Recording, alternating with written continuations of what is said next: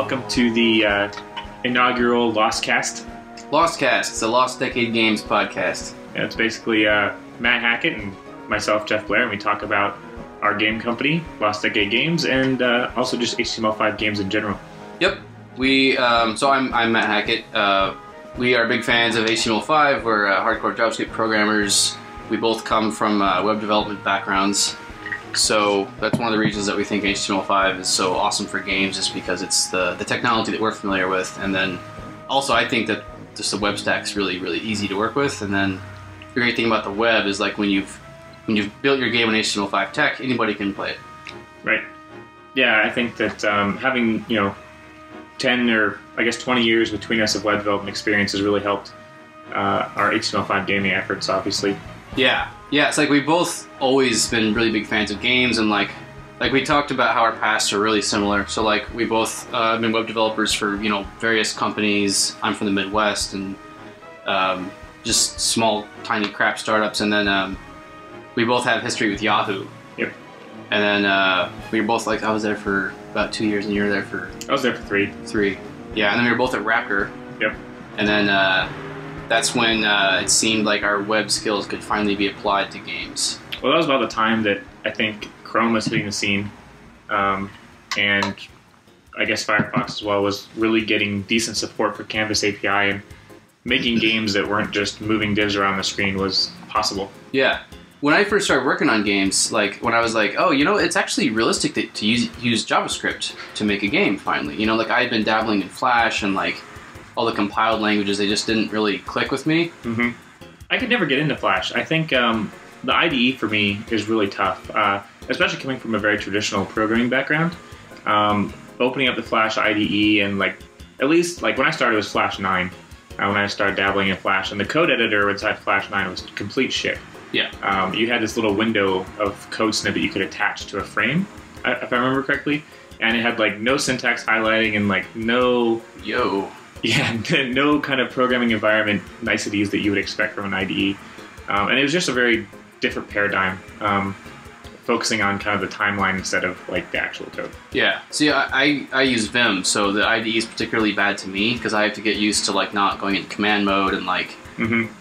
That's more the TextMate style, just plain text editing, which, I mean, if that's your thing, it's fine, but it's just, yeah, I couldn't get comfortable in there. And then, additionally, I've never liked working on proprietary platforms, because I remember having to go buy, a Borland C++ compiler or, Microsoft-specific compiler, and, it was expensive and only work on certain platforms, and it's that's one of the things I found so attractive about web development is, PHP, it's open source. So it's I know that if I make a project, no one can ever pull the plug on it or change something, and the way I develop changes. That's right. One of the things I've always liked about JavaScript over Flash.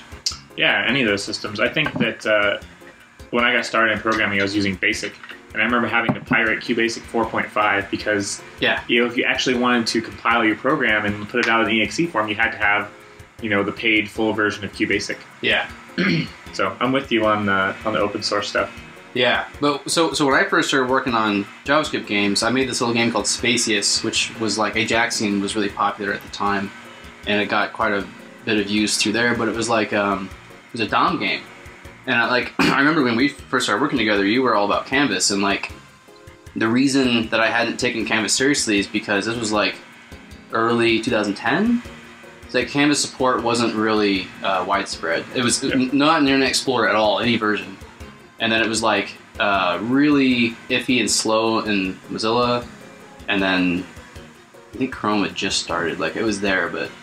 Well, one of the reasons I really like Canvas so much is because my game programming roots have actually come from a more traditional DirectX standpoint.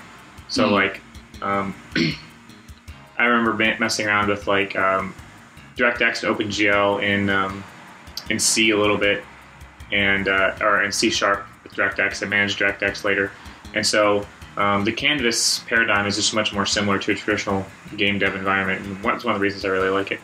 Oddly enough, though, one of my first JavaScript games was DOM-based as well. Oh, Shapes. Yeah. It was a Geometry Wars type. Yeah, Geometry Wars clone. Yeah. So that's the other interesting thing to me is I wanted... So especially coming from Yahoo, they had this big like web standards compliance stuff. You know, like they really pushed hard on like semantic markup and working cross-browser and blah blah blah. And like I totally agree with the cross-browser stuff. Like in an ideal world, my game would just run anywhere. Like that's the whole benefit of HTML5. But like at the time, so Spacious supported IE6. Wow, is that ridiculous? You know what I mean? That's a feat. Although I read an article recently, and I can't remember where it was, but it was basically I think it was actually by Paul Bacchus of Zynga. But the point he was making was that it's actually better to have an excellent game, really polished game, and a great experience that works in a limited number of environments. Say, latest Chrome or latest Firefox or any other, modern browser, rather than trying to make it work everywhere and have it to kind of dilute it down so it's not as good. Yeah, no, I totally agree with that. So, like, that's the other thing, too, is, like, when I was deciding what tech to start kind of tinkering with games on, it was, like, I was aware of Canvas mostly peripherally, but, like, I didn't know the API, and it is, like, a completely different API from DOM, as far as, like, drawing and blitting and rotating and all that stuff, and, like, so I wanted to, like, hit the ground running. Like, the whole reason I wanted to make games in JavaScript is because I already knew that stack. So learning Canvas was like this brand new learning curve, and at that point I was like, well, I could learn Canvas or I could go back in and improve my Flash chops, But then, like, once we started working on the first game or two together, we switched over completely to Canvas, and like I learned the API. It's really intuitive, it's easy to learn, and like the docs on like I don't know MDN, is it called MDN these days? MDN or MDC, I forget. Yeah, Mozilla Developer Network. The documentation's great, and like anything I wanted to do was like really straightforward and easy to learn.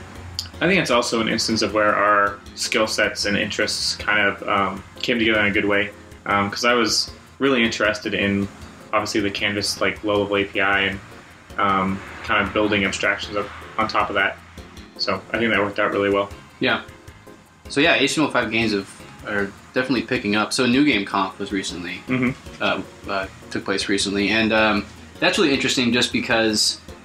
Like, if you would have asked me before that conference was announced, like, hey, do you think an HTML5 game conference would be a success? I think that would pick up. Like, I didn't think so. I thought HTML5 game development was too new, and like there weren't that many. Like, people were mostly just kind of dipping their toes in the water. Like, I wasn't aware of these companies, especially like Mobling, that have been developing HTML5 games for like years. Yeah, I mean, it's actually really picked up a lot of steam in the last 6 months or so. I mean, if you look at the landscape when we started Onslaught, which was a little more than a year ago now, probably a year and a couple months, year and 3 or 4 months. But anyway, so we launched Onslaught in June of 2010, and at that point there was hardly anything. I mean, the Chrome Web Store would come out 6 months later, and there was a couple frameworks. I think that when we launched Onslaught, even there wasn't Impact and there wasn't Crafty, and there wasn't any of these HTML5 game frameworks. So between now, or then and now, which is a year and some change, a lot has happened, and a lot of frameworks have come up. A lot of companies have actually started to materialize around HTML5 gaming. Yeah. So if you've ever, if you've heard of us, if this is how you found our podcast, it's probably because of Onslaught. Right. So when we first launched, what you were talking about in June of 2010, it was called Onslaught Arena. And it was, or was it? No, it was. I think it was called Onslaught Arena, if I remember correctly. I think it was. So we made Onslaught, which was just for the Boing Boing competition, just a little JavaScript game. Right. And then when we launched in the Chrome Web Store in December, then we changed the name to Onslaught Arena because I remember that we were like we wanted to keep the name, but we wanted to like add to it, like, oh, this is a new game with more stuff. Well, not only that, but there was also a tower defense game in Flash that was called Onslaught. Yeah, that's true. If you Google like Onslaught or Onslaught game, the first thing you'd see was someone else, and that wasn't good. Although I would wager these days, if you Googled Onslaught, you'd probably get us ahead of that game. Yeah, I think so. Hopefully. Yeah, who knows? So let's see. Yeah, so we launched we launched Onslaught in the Chrome Web Store December. And that was like, I feel like that was a milestone because it felt like the first time we were legitimate game makers. Everything before that was like, oh, I have this demo or like, this little game. And maybe even if it was played and felt kind of polished, it still didn't feel legitimate. Mm-hmm. And like the fact that it was for sale and people were buying it, I mean, small numbers of people, but still. Sure. Some people. I mean, there was a point in time where we were getting 2-3 sales a day. And we actually still get a pretty decent trickle of sales from the Chrome Web Store. I'd argue that in terms of number of sales, it's far and away like our best platform. It's kind of hard to say because we did end up eventually releasing the game on iOS, and we had a pretty big surge there, but that's kind of trailed off. Yeah. So we launched on iPad. When was that? That was this year. Yeah, it was probably June. Yeah, that's weird. So like a year later, we launched on iPad, and it was the same game, but like we added a lot of new content, brand new maps, brand new enemies, brand new weapons. Mm-hmm. I mean, exact same gameplay and like 90% the same probably, but it just kind of fleshed out the gameplay quite a bit by adding a bunch of new levels and stages and bosses and monsters and weapons. Yeah. I think the interesting thing to talk about though is that everyone talks about HTML5 as being write once, run everywhere kind of platform, and people might wonder why did it take so long. You launched a game in December on the Chrome Web Store, and then why did it take 6 or 7 months to launch it on iPad? Totally. And the answer is one, we weren't working on it 100%. We were working on the iPad version 100% between December and June or whatever. But the other thing is that we actually had to try a few different things in order to get the game onto the Apple platform. And I think one of the first things we tried was wrapping the game in a web view. Yep. Yeah. So basically, if you're not familiar with the stack on mobile development, so basically, if you're developing on iOS, you've got your Cocoa application, and then what you can do is you can include I think it's called a Uiwebview, but basically it's like an instance of WebKit. So it's kind of like taking a browser and jamming it into your iOS app. And the performance just wasn't there. I think we were getting at most like 12 frames per second. Right. It was really slow. Like I think for a game to be playable, you've really got to hit 30 frames per second. I mean, 60 would be great, but we were at least half of where we should be, and there weren't any like real obvious things we could do to get the kind of boost we wanted. No, I just think that the canvas rendering performance inside of the mobile browsers, especially at that time, was just too bad to overcome. Interestingly enough, we did end up launching the game in the Mac desktop app store via that same method, and it actually worked pretty well because the embedded Safari Uiwebview is pretty decent. Yeah, that was interesting. I think so the game would run really, really well on like Safari and Chrome and browsers and all that. And then, so basically, I guess because it was that same technology, it ran really great on the desktop Mac app. But like, I don't know, that game never really, like, I think we've had 20, 30 sales to date. Like, it's been in the Mac App Store forever, and it never got much interest. There was one day we made it free, and in that one day we had like 700 downloads, right? Which was way more than we had prior when it was like $2 or something.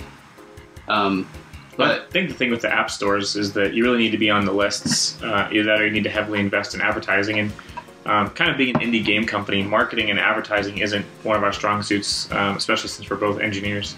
Yeah, we're admittedly not good at marketing and stuff. We try the stuff that like Wolfire would suggest, like, oh, have a Twitter account and like update your Facebook page and whatever the hell, and we've tried all that, and like I think that helps, but it's not gonna like give you that rocket boost you really need for your game to take off. I actually think that our Twitter account is fairly successful, all things considered. Yeah, we're getting near 500 followers, and it's definitely the most successful of any of our social media presences. Yeah, no doubt. Like. I think it's because we actually were pretty diligent. Yeah, we update often-ish. I kind of wish there was an easier way to have, one standard output of social broadcasting and have that just disseminate all across the different platforms. Yeah, I've heard of startups having services like that. They're like, oh, write once and we'll ping it to the world or whatever. But like, there hasn't been one de facto service that you've heard about that you can just go to and use, and like everybody knows about it. And like, there's more like these off by one services, like whatever service we use that takes Twitter and dumps it into Facebook. I don't think that's even a service. I think it's just a Facebook app that you attach your Twitter account to, and it just pulls in your Twitter feed every so often and reposts it to your Facebook wall. But then there's like not an equivalent for Google Plus, for example. Yeah. And so our Google Plus page is looking rather lonely. Oh, I even forgot we had it. Honestly. You set it up. I did. I set it up and then completely forgot about it. But anyways, I would really like to pay more attention to those avenues as well. Just without having to go update each one manually. I think that we'll probably have more interest in those once we can start to be more open about the stuff we're developing, the games that we're working on. That'll pick up probably in the next couple months or so. Yeah, definitely. So I should mention too that the way that we got Onslaught onto iPad and also onto Android was with Game Closure's SDK. Yep.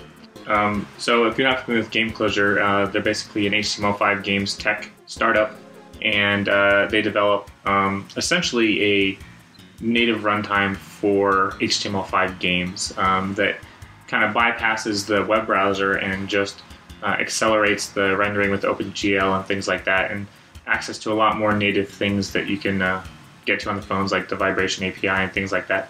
And so that actually made a huge difference. I mean, the game runs at like 60 or close to frames a second on both of those platforms due to their technology. So that was a big help. Yeah. So we were getting like 12 frames per second with just the native web view, but then the Game Closure runtime, I think, just by running by itself was like 60 frames per second. We had a couple of problems. So like fire, if you played Onslaught, when you get the fire weapon, it shoots like this like torrent of fire in front of you, kind of like not like a fireball, but more like a string of fire. There's a lot going on there. For one, we're rendering all these different sprites. There's like each little glop of fire is like 3 different things, and each thing of fire would then spawn a trail of fire. And they're all like semi-alpha transparent. Yeah, they're rotating, and they've got alpha transparency, and like you could see, like you're playing the game, and then you get to the gelatinous cube boss, who you have to use fire against in order to kill him. And then you can, like, we got the frame rate rendering in the corner, and you can see like 60 frames per second, it's great. And then like the gelatinous cube would go to the middle and start generating all these little gels, start shooting them out, and you're like roasting him with fire, and the frame rate's like. Oh yeah, that was bad. Yeah. Well, another thing that we can say about Onslaught is that we've learned a lot since originally writing that game, and so the low-level rendering code could be optimized in a lot of different ways. There's also been this trend I've noticed. It's like coming back full circle. We talked about how like we were working on DOM, and then we went over to Canvas, and like so a lot of these SDKs and these tools like Game Closure has. So you write your game, and then it'll create a version that uses Canvas, or it'll create a version that uses DOM. So that's pretty interesting too, because with CSS3 picking up speed, it's getting to the point where definitely not everything, but a lot of the things you can do in Canvas you can also do in CSS3, like rotation and animation and scaling and yada yada. I mean, you can't do stuff still like just draw an arbitrary line or an arbitrary shape. Right. But that's pretty interesting too, because like we noticed while working on iPhone that it's CSS3 3D, like the 3D transitions in CSS3 were like way faster. Blazing fast. Blazingly faster, yeah. I put together some demos, and we implemented it for a small game we were working on, and it was like 200% better than trying to do Canvas. Yeah, big noticeable difference. We should write about that. Definitely. It would make a good blog post. Yeah, so look on our blog for that. We'll be writing about that. So yeah, that's the history of Onslaught and a little bit about us. Is there a future to Onslaught? Is there a future to Onslaught? You know what I really want to do? I really want to release... so all the updates we put into the iPad and Android versions, the... I mean, not necessarily the on-screen analog sticks, but like all the new content, the backgrounds, and enemies. I want to put all that onto the Mac App Store and the Chrome Web Store app. Definitely. The Mac App Store app, again, like I don't think that even with that update it'll ever pick up any speed, but the I could see the Chrome version of the game getting like a little burst of new life or something. Sure. Yeah, that would be great. Yeah. I really want to see that happen. I don't know, there's always like even though the code is old and bad, I still think it's really fun to work on. It is, like I think we've talked about this several times, but there's definitely some areas of Onslaught that were done really well from a code perspective, and then there's some areas that were done really badly. And so it's kind of depending on what the feature is we want to add, it could be really easy or really painful. Yeah, so like as an example, if it affects the game flow or any kind of screen transition or like the title screen or the shop or that kind of stuff. UI with like buttons or like menus, things like that. That code is all shit and it's horrible to work in. Terrible. The stuff that's amazingly simple. Like I remember, so when we updated Onslaught and put it on iPad, one of the weapons we wanted to add was a frost weapon. Mm-hmm. So we had fire, and we were like, well, we gotta have an ice weapon too to balance that out, right? So we added this like icicle thing, and it would like when it hit an enemy, it would freeze them. So easy. Yeah, it was with the object system that you wrote. Yeah, adding enemies, adding weapons, and like the interaction between entities and weapons is just really easy to work with. So I'm actually very happy with the way that turned out. Yeah. I feel like we learned a lot of like, this is a good way to do this, and an equal amount of this is a really bad way to do this. That's true. But yeah, I mean, that just means that future games will be easier to work on. Yeah, definitely. So we actually had, like, we were working on Impact for a little, or not on, but with Impact for a little bit after we launched Onslaught. So we were like, we had these mantras, kind of like, you know, reuse code and reuse assets when we can. And like we were just two dudes. We didn't have a lot of resources and stuff. So we were like, well, we've got all these Onslaught graphics, like they're done, and the game has you know, a little bit of an audience. So why don't we try to make a sequel? And like we both were really excited about the idea of like a it was basically just Onslaught, but like in a world where like with like scrollable maps. Yeah. So we actually have a playable demo of Onslaught 2. It's got a village scene with goblins that spawn out of these little things, and it's got a cave scene. Yeah. Joshua Morris actually did like he did 2 songs. He's so fast. Yeah, he does good work too. Yeah. So it's like, I don't know. I don't like. I feel like that could be a play, like instead of just a largely it's a tech demo or something. I feel like that could be a playable game with just a couple of weeks of work. Mm-hmm. I don't know when we're ever going to find time to do that. I feel like the problem with that game, one of the reasons that Onslaught was so easy to work with, is that the content pipeline was actually pretty short. Oh, yeah. Right? So to create new content for Onslaught, we just needed to define some new entities, define some new weapons, and then spawn them in some wave, you know, some number of waves or whatever. And so that was really easy. You know, Onslaught 2 would be a little more difficult because you'd want to be creating these big worlds and these big maps, and so that doesn't lend itself to as easy of creation, unless we did like procedural map generation or something, which would be kind of fun. But yeah.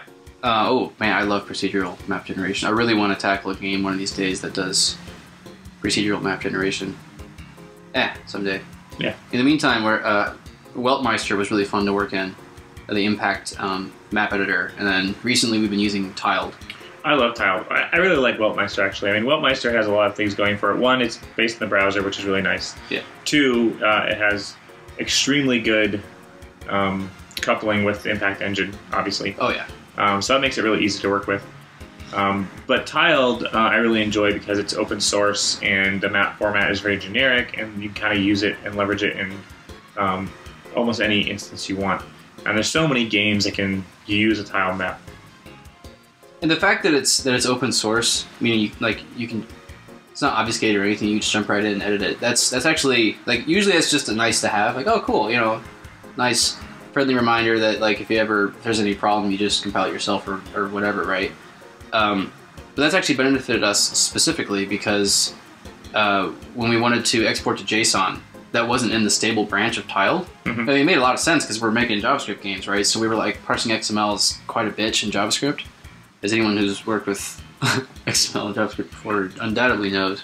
Well, and it's even worse when you don't have access to the browser. So a lot of our JavaScript just runs in like JavaScript virtual machines like SpiderMonkey or V8 on native platforms. Yeah, they don't have a native way of... And they don't have access to like the DOM. And so, you know, it's really easy to parse an XML document or HTML document using the DOM. But if you don't have the DOM, it gets much more tricky. Right, yeah. And we wrote a little script to convert the XML into JSON, and that was fine, and that worked for a little bit. But like, not having that extra step is really nice.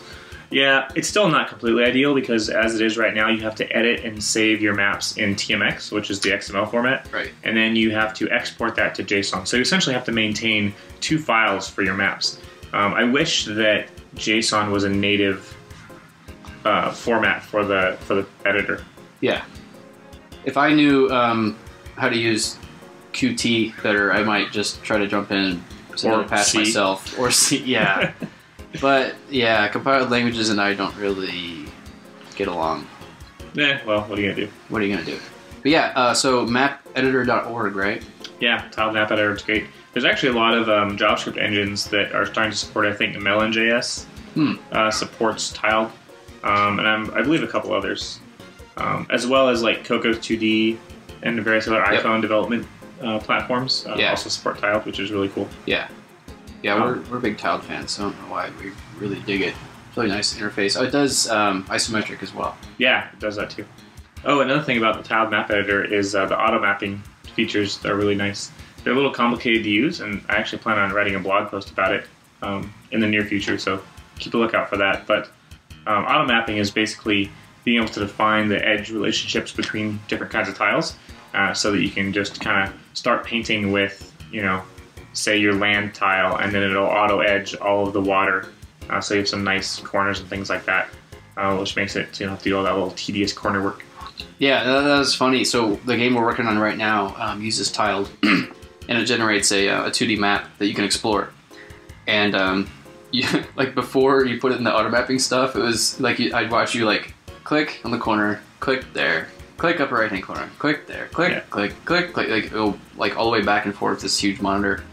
And then you turn on, like you just insert some data and turn on auto mapping, and all of a sudden you can just like click on the water and you just draw this like ocean area and just whoop, it like just looks perfect. And there's like the beach around it. Yeah, it's so much faster. Yeah, that's really cool. It's I mean, I don't know how it would be intuitive. It's really not intuitive to me. Like I haven't set that up on my own yet.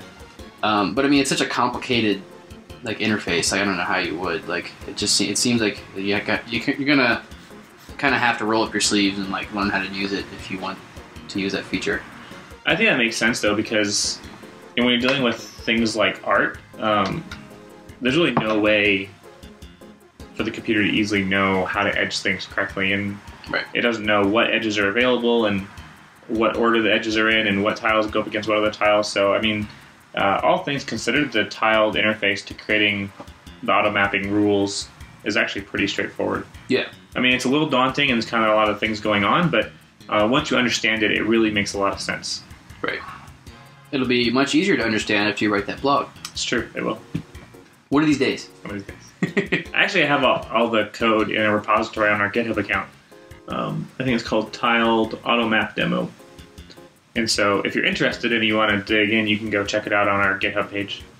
Yeah, we like to open source a lot of the stuff, like anything that we can, basically. Mm-hmm. So it's github.com/lostdecade. Yep. And I think it's a pretty active account. We put up a bunch of HTML5 demos. I think one of our more popular demos was the Simple Canvas game. Yeah, surprisingly, it's far and away like one of our most popular blog posts and demos. That's been, so that popped up just the other day actually on Reddit. Our game dev, one of the subreddits is called Game Dev. I saw someone had posted the Simple Canvas game blog, and then someone else had posted like, oh hey, here's this check out this HTML5 game I made. So I was intrigued. I mean, if it says HTML5 in game, I'm pretty much interested. So I click on it, and it's like it just brings me to this like space background, and it's kind of like an asteroid style. There's all this crazy crap floating around the screen like bananas and tomatoes, and then there's Onslaught goblins in the middle of it.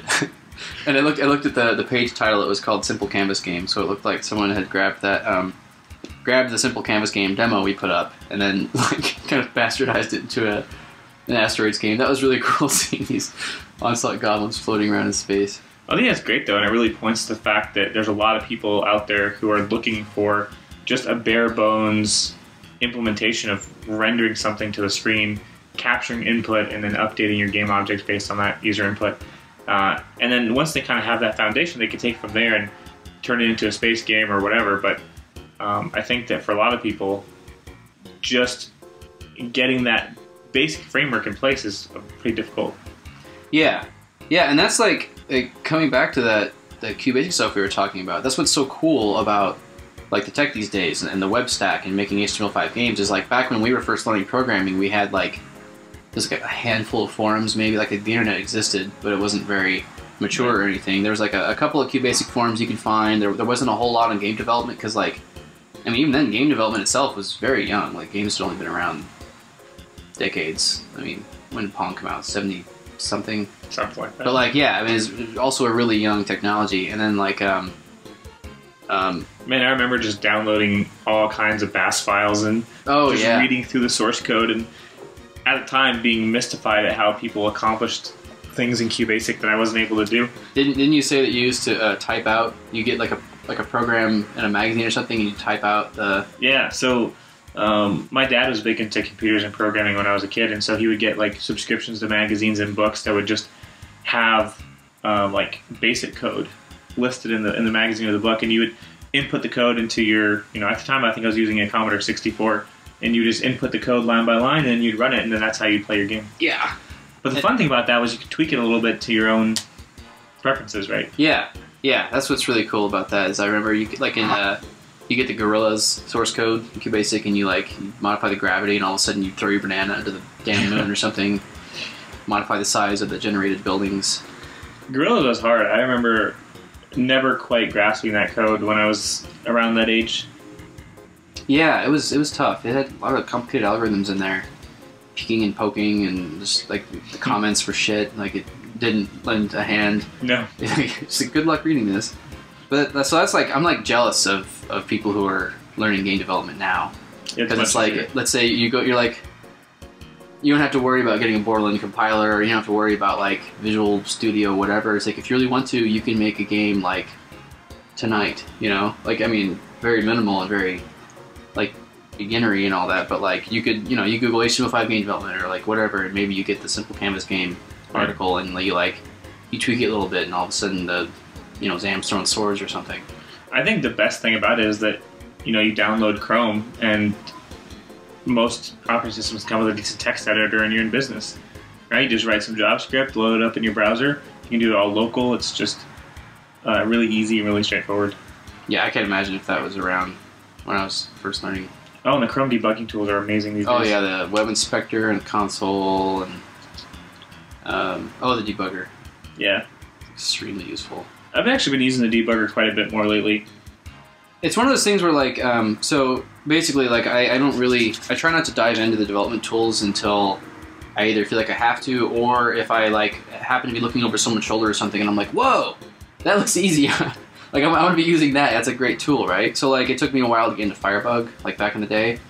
And then, like, obviously I use the web inspector and the console a lot, but then the debugger, like, I didn't realize that you could walk through each line up until, just a couple months ago. So I used to do a lot of Visual Basic programming at enterprise-y type software shops back in the early 2000s. And the Microsoft Visual Studio IDE was very similar in that regard, where you could breakpoint and then just walk through each line, and at every line you can inspect the contents of every variable, and so that's really helpful. Yeah, that's amazing. I remember when Firebug first came out, the script debugger was basically shit. I didn't use that. Pretty much the whole time I was using Firebug, I never used the script debugger because it was so bad.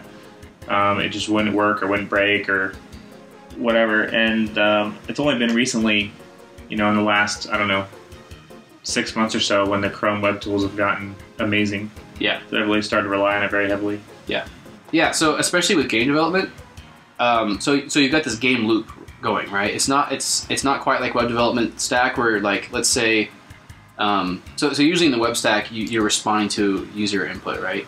So you get this web page, and you're like, okay, I want to know when someone hovers over this, or I want to know when someone clicks this, and like, that's when you can console.log some information out. Is you go like, oh, I get something back from the server, I'll log it out. Or like, I click here, I'll log it out, right? And you get this one log message. And you're like, okay, I'll just read that.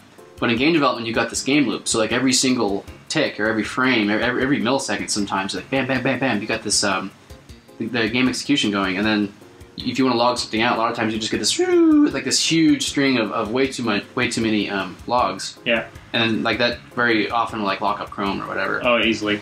So that's another thing that makes the debugger super nice. Is like, let's say you really need this, like I need to know what this object is, or I need to know what this property is, or whatever.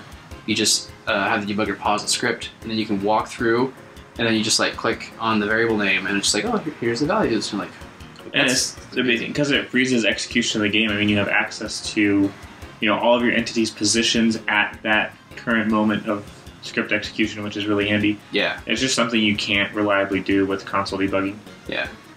That's what's been really interesting to me too, is like coming from a web development background. Like, so when I got my first job as a web developer, I was using Red Hat and Firefox 0.8. Which, yeah, now they're on Firefox 8. But like back then it was like Firefox. You're using Firefox. Yeah. That's it. Like there's nothing else to use, Everything else is dog shit. And then there was the Firebug came out like probably a couple of years after that or something. And like that just at that point it was like, if you're using anything else, you're insane. Right. But then like, I don't know, I guess last couple of years, maybe last 2 or 3 years, gotten away from Firefox. Like it's gotten to the point where it's very large and bloated, and like the debugging tools just are nowhere near as good as Chrome's. Yeah, it's kind of interesting, really. I don't open Firefox at all anymore. I might open up Firefox and test something just to see if it works with Firefox, but by and large, I spend most of my time in Chrome because it just feels like a less bloated experience. I think like it starts up faster and the tools are better, which is interesting because they're obviously very heavily influenced by Firebug. Yeah, but yeah, it's kind of like how Android is clearly like extremely influenced by iOS. It's good though. I mean, it means it's like competition, Yeah, and I think it's actually a good thing for Firefox because they did kind of become the de facto browser of tech people, and I think that kind of put them in the position of Internet Explorer back in the day when they were trying to disrupt that, that market. So it kind of came full circle, and then it took another browser to come on the scene to disrupt Firefox and get them back on track with, pushing the browser forward and that kind of thing. Yeah, you'll see this like so back when IE 5.2 came out on Mac, it was like the standards pinnacle. It was like, oh wow, this thing does all this fancy crap, and it's such a good development tool, blah blah blah. Like now you look at it, of course you just want to vomit. But like it's important for the browsers to like push each other. Yeah. And it's like Firefox. I don't know. I mean, I don't know what happens, but it almost always feels like someone comes up ahead, like, oh man, this is the best development tool or whatever, and you've got like, okay, Chrome's better now, and it's like, I don't know. I mean, maybe Mozilla should see that as an opportunity, like kick it up a notch, and like that's what Chrome did. Chrome was like, we're faster than Firefox, we're more robust. We have this like every single tab is a thread, and it's like it's really stable application, and like we're better in so many different ways, and like it's just an opportunity for Mozilla to do that same thing and be like, bam, let's make a better browser than Chrome. And how good would that be for us? Great. Like that would push Google even harder, and then man, that'd be great. Like it would be, because I do feel like eventually we're gonna have HTML5 games like freaking everywhere, and like the faster the browsers push each other and the harder they push each other, like the sooner that's gonna happen. Definitely. But the biggest step I think for HTML5 games is gonna be playing playable on mobile, because like I really feel like we can do. And like the Chrome Web Store has shown this, like Chrome can do just about freaking anything. That's pretty quickly becoming the case. Like Field Runners is in the Chrome Store. HTML5, Emberwind, that's an extremely good port. Emberwind especially, yeah. Like it feels completely like the downloadable version. Yeah, it feels really good. That's an amazing job. Yeah, and like we were getting so especially the hardware acceleration in Onslaught, we were getting like 200, 300 frames per second. Like, there's so much wiggle room there, Mm-hmm. But then you go to the mobile world, and that's where I'd really like to see browsers push each other harder, and then like the hardware makers. I wish they would bring Chrome to Android. I've often kind of wondered why there isn't, like, there's this Android browser that isn't Chrome, and that sucks really badly on Android. That's surprising to me, because like, so on a Windows phone you'll see, isn't it called Internet Explorer? I don't know anything about Windows phones. Well, okay, but like on an iOS phone, you'll definitely see it says Safari. Right. And then on an Android phone, it just says browser. Right. And like, so when people talk about it, they'll be like, they usually don't say, oh, what's it look like on an iPhone browser or like an iOS browser. They usually say, what's it look like in mobile Safari. Right. Right? And like, there isn't even a name for that I know of the browser on Android. No, I don't know what it's called either. Like people just like, what's it look like in an Android browser? It's like, is it mobile Chrome? And the answer is usually shit. Yeah. It's like some really old forked version of WebKit. Yeah. I have no idea what the JavaScript engine is. I guess like what I'm really hoping is that these browser makers will find a way to get good hardware acceleration into their web browsers. You know, because we see all these like native wrapper solutions. I mean, you've got PhoneGap and things like that, and then you've got technology like Game Closure or Direct Canvas. That what company was it? Direct Canvas? Yeah. I don't know. Anyways, I think it's AppMobi actually, but they basically have a similar solution called Direct Canvas that translates the Canvas calls into OpenGL on iOS, and I don't know about Android, but the point is that if it's possible to do that, you know, in some custom implementation of a browser, essentially, that the browser should be able to do it too. Yeah, that's kind of frustrating, honestly. So like, we had been seeing like 60 frames per second in Chrome, and then they just flipped the switch. Like, it was just an update to Chrome. Like, no hardware changes, right? It's just a software update. And then bam, like right now we've got hardware accelerated Canvas, right? And we got like 200, 300 frames per second. And then, so you know that same like tactic they used, they could do that on mobile Safari. They could just like flip the switch, and all of a sudden their Canvas is hardware accelerated, just like their native apps are. Right. Because clearly those platforms are capable of pushing, you know, a decent frame rate on pretty intensive games. I mean, Plants vs. Zombies on iOS like plays amazingly smooth, and there's a lot of sprites going on. And so, you know, obviously like the compiled code is going to run much faster than the interpreted JavaScript, but like with JITs and things like that, and if you're piping all the Canvas calls to OpenGL, then I feel like you should at least be able to get a lot closer in terms of performance than the mobile browsers are now. Yeah, so like I feel like with an application that's running natively on your desktop, and then a game that's running in Chrome, they're both running so damned fast that it doesn't really matter. Like the native game might be running like, you know, 10x faster, 100x faster, whatever, but like when you're getting 200, 300 frames per second, yeah, it doesn't matter in Chrome. Like, who the hell cares? And like, yeah, like so you see games like Infinity Blade on iPhone. Like, what did that come out on iPhone 3? I don't know, but like I've only played it on iPad. Yeah, but like, so like iPad or Rage on iPhone. Like, I played that on a freaking iPhone. Not even like because iPads I think have slightly better processors. iPad 2 is a really good one. But yeah, Rage on iPhone, it's like this whole 3D world, like really impressive. It's like the frame rate's amazing, and it's like you load up Onslaught with a native. Or just in the mobile browser or whatever, and you get like 10 frames per second. Yeah. They can do better, you know? Definitely. It's I mean, slightly you feel bad because you're like, it's still pretty amazing that you're even able to run a game at all in the browser, but at the same time, it's like, the tech is there, you guys just need to figure out a way to make it work. And make our lives better. That's right. Do it, browsers. That's right. So you can always read about our current status on our blog. It's www.lostdecadegames.com. Yep. We post articles pretty often. They're mostly HTML5 game development articles, like hacks we do in JavaScript. There's like once in a while we'll do something like art-based, like pixel art is cool, something like that. You can also follow us on Twitter, Lost Decade Games. Yep. So we are actively hiring. Yep, looking for artists. Yep, we are located in Mountain View. We're getting a new office tomorrow. So we're looking mostly for artists right now. We're making mobile games. We're looking for people who are mostly fluent in the 2D world. Yeah, and having prior game art experience is a big plus. I mean, if you know how to do tile sets or sprite animation, things like that would be helpful.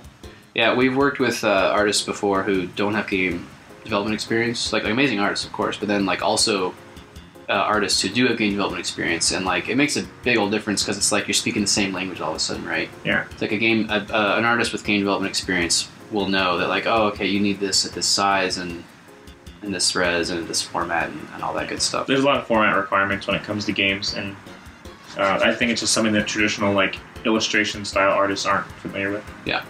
But we're also looking for great engineers. If you're a great JavaScript engineer and you're looking to either get into game development, or you're a game developer who knows JavaScript as well or wants to learn JavaScript, get in touch. We have actually had some interns come out and work with us during the summer, and that worked out really well. We went ahead and hired some of them. So you can reach us by email at hello@lostdecadegames.com. Yep. Say hi, send your resume or portfolio, or just hey, whatever. Tell us you love our games. Yeah, that'd be nice. Yeah, also if you have any HTML5 game development questions, I think that we have tackled most problems in the HTML5 game stack. We may not have solved them all, but we at least have some advice. Yes. Even if we haven't figured them out, we might be able to give you insights that'll help you figure them out. Right. But yeah, we like answering those questions, and they always make good articles, and we like writing, so. Yeah, maybe we'll, feature some questions on the next podcast. Yeah, that'd be cool. Yeah. Yep. So I'm Matt Hackett. And I'm Jeff Blair. That was Lostcast.